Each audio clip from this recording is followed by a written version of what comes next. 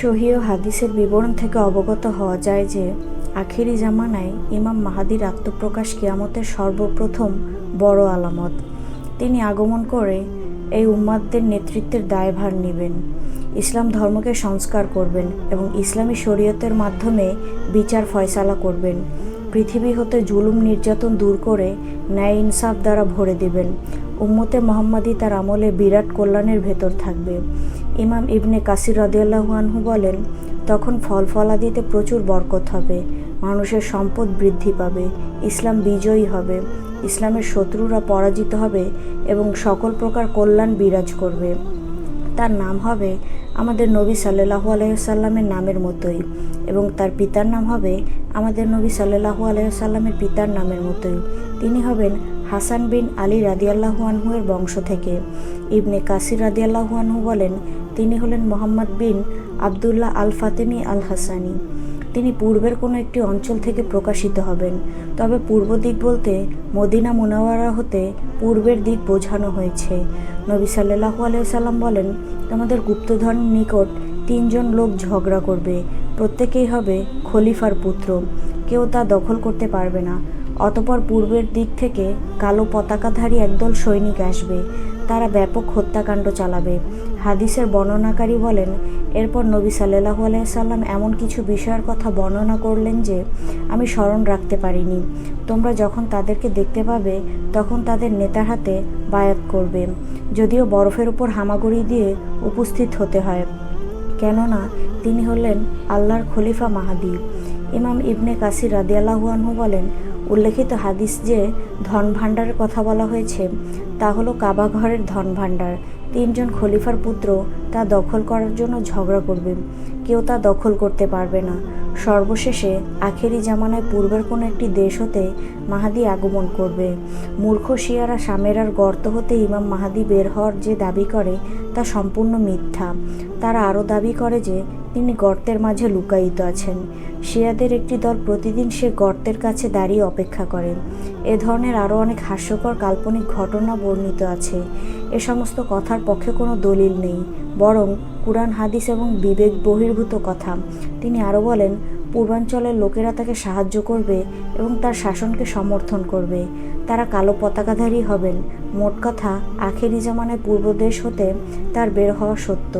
কাবা ঘরের পাশে তার জন্য বায়াত করা হবে। ইমাম মাহাদির আগমনের ব্যাপারে অনেক সহিহ হাদিস রয়েছে।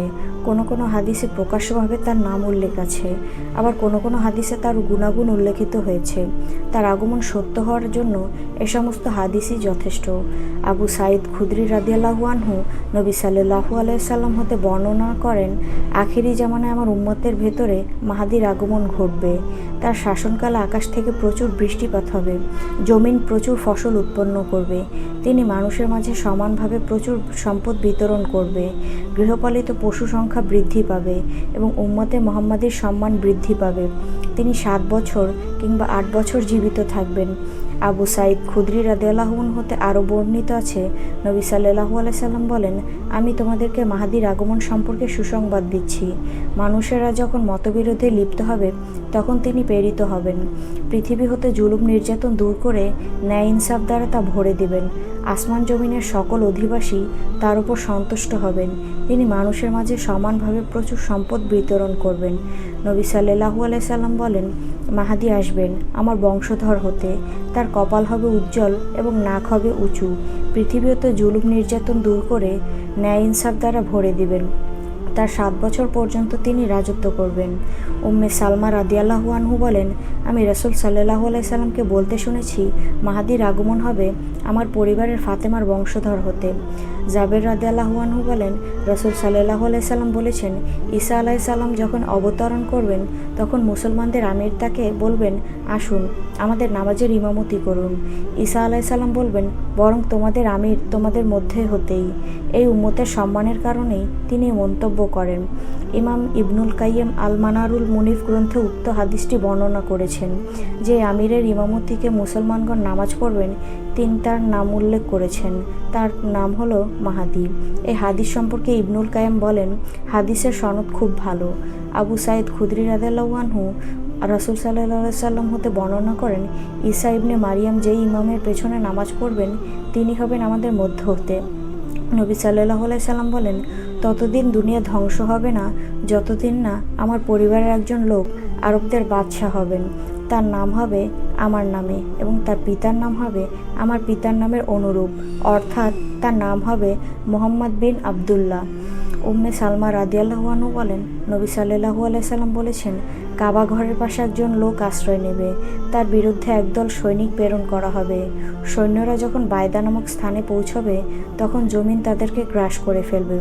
উম্মে সালমা বলেন, আমি রাসূল সাল্লাল্লাহু আলাইহি সাল্লামকে জিজ্ঞেস করলাম, অপছন্দ সত্ত্বেও যারা তাদের সাথে যাবে তাদের অবস্থা কী হবে? উত্তরে নবী সাল্লাল্লাহু আলাইহি সাল্লাম বললেন, তাকে সহ জমিন ধসে যাবে, তবে কিয়ামতের দিন সে আপন নিয়তের উপর পুনরুত্থিত হবে। হাফসা রাদিয়াল্লাহু আনহা হতে বর্ণিত, রাসূল সাল্লাল্লাহু আলাইহি সাল্লাম বলেন, অচিরেই এই ঘরের অর্থাৎ কাবা ঘরের পাশে একদল লোক আশ্রয় গ্রহণ করবে। শত্রুর সাথে মোকাবেলা করার মতো তাদের কোনো উল্লেখযোগ্য সৈনিক কিংবা অস্ত্রশস্ত্র বা প্রস্তুতি থাকবে না। তাদেরকে হত্যা করার জন্য একদল সৈনিক প্রেরণ করা হবে। সৈন্যরা যখন বায়দা নামক স্থানে পৌঁছবে তখন জমিন তাদেরকে গ্রাস করে ফেলবে। আয়েশা রাদিয়াল্লাহু আনহু বলেন, একদা রাসূল সাল্লাল্লাহু আলাইহি সাল্লাম ঘুমের ঘোরে এলোমেলো কিছু কাজ করলেন।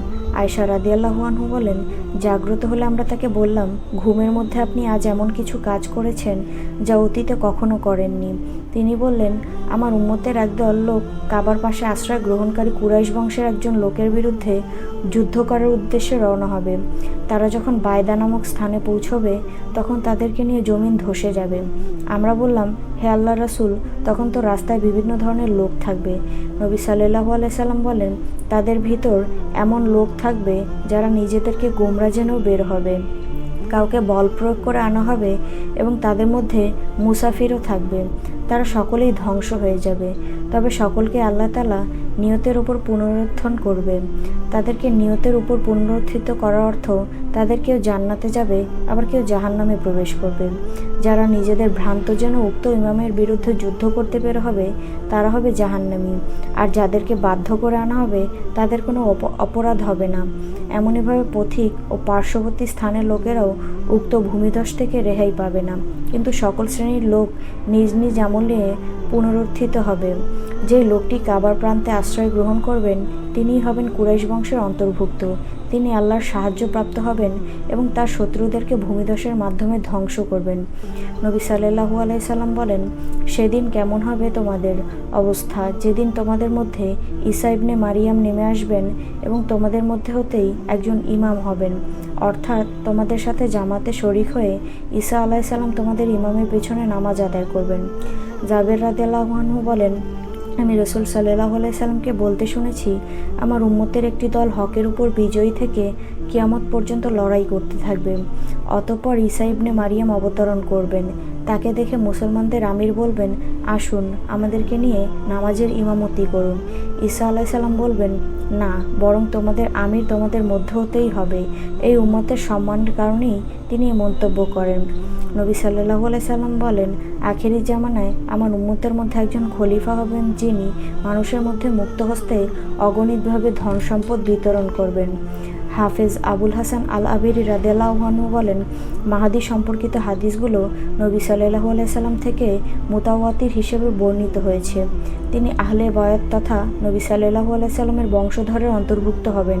7 বছর রাজত্ব করবেন। তার রাজত্বকালে পৃথিবী ন্যায় ইনসাফে পরিপূর্ণ হবে। তার রাজত্বকালে ঈসা ইবনে মারিয়াম রাদিয়াল্লাহু আনহু আগমন করে দাজ্জালকে হত্যা করবেন। ঈসা আলাইহিস সালাম তার পেছনে নামাজ পড়বেন। ইমাম শাওকানি রাদিয়াল্লাহু আনহু বলেন, যতদূর জানা যায় মাহাদির ব্যাপারে 50টি মুতাওয়াতির হাদিস বর্ণিত হয়েছে। তার মধ্যে রয়েছে সহিহ, হাসান ও সামান্য ত্রুটি বিশিষ্ট হাদিস, যা অন্য সূত্রে বর্ণিত হওয়ার কারণে ত্রুটিমুক্ত হয়ে গেছে। সুতরাং বিনা সন্দেহে হাদিসগুলো মুতাওয়াতির। শায়েখ আব্দুল আজিম বিন আব্বাস রাদিয়াল্লাহু আনহু বলেন, মাহাদির বিষয়টি অতি সুস্পষ্ট। এ ব্যাপারে হাদিসগুলোর মুতাওয়াতির সূত্রে বর্ণিত। তার আগমন সত্য। তিনি হলেন মুহাম্মদ বিন আবদুল্লাহ আল হাসানি আল ফাতেমি।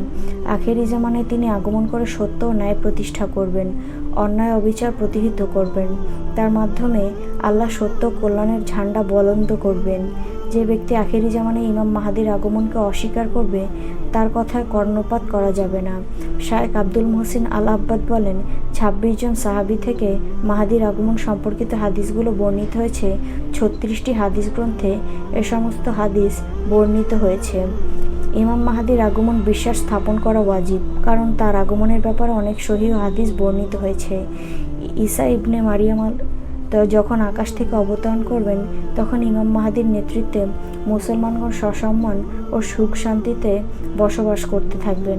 ইমাম মাহাদি মুসলমানদেরকে নিয়ে নামাজের ইমামতি করার জন্য প্রস্তুতি নিতে থাকবেন। এমন সময় ঈসা ইবনে মারিয়াম আকাশ থেকে আগমন করবেন। ইমাম মাহাদি ঈসা আলাইহিস সালামকে দেখে বলবেন, সামনে অগ্রসর হন এবং আমাদের ইমামতি করুন।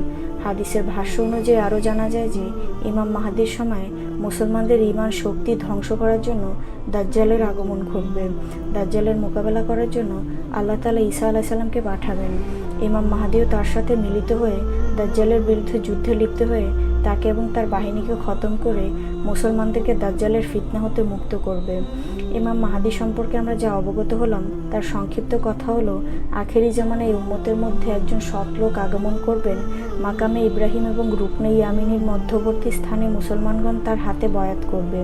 তাকে হত্যা করার জন্য সিরিয়া থেকে একদল সৈন্য প্রেরণ করা হবে। সৈন্যদলটি যখন মক্কার পথে বায়দা নামক স্থানে পৌঁছবে তখন ভূমিধসে সকল সৈন্য হালাক হয়ে যাবে। আল্লাহ তাআলা ইমাম মাহাদিকে এভাবে তার শত্রুদের হাত থেকে হেফাজত করবেন। তিনি মুসলমানদেরকে খলিফা হয়ে ইসলামের মাধ্যমে বিচার ফয়সালা করবেন।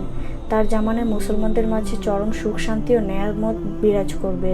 অতঃপর তিনি দামেস্কের মসজিদে ফজরের নামাজের সময় ঈসা আলাইহিস সালামের সাথে সাক্ষাৎ করবেন। প্রথমে তিনি ঈসা আলাইহিস সালামকে নামাজের ইমামতি করার জন্য অনুরোধ জানাবেন, কিন্তু তিনি তা প্রত্যাখ্যান করলে স্বয়ং ইমাম মাহাদি ইমামতি করবেন। ঈসা ইবনে মারিয়াম আলাইহিস সালাম ইমাম মাহাদির পেছনে মুক্তাদি হয়ে নামাজ আদায় করবেন। অতঃপর তিনি ঈসা আলাইহিস সালামের সাথে যোগ দিয়ে দাজ্জালের বিরুদ্ধে যুদ্ধ করার জন্য বের হবেন এবং দাজ্জাল হত্যার কাজে ঈসা আলাইহিস সালামকে সহায়তা করবেন। তারপর তিনি 7 বছর মতান্তরে নয় 6 বছর পৃথিবীতে বসবাস করে মৃত্যুবরণ করবেন। মুসলমানগণ তার জানাজা নামাজ পড়বে।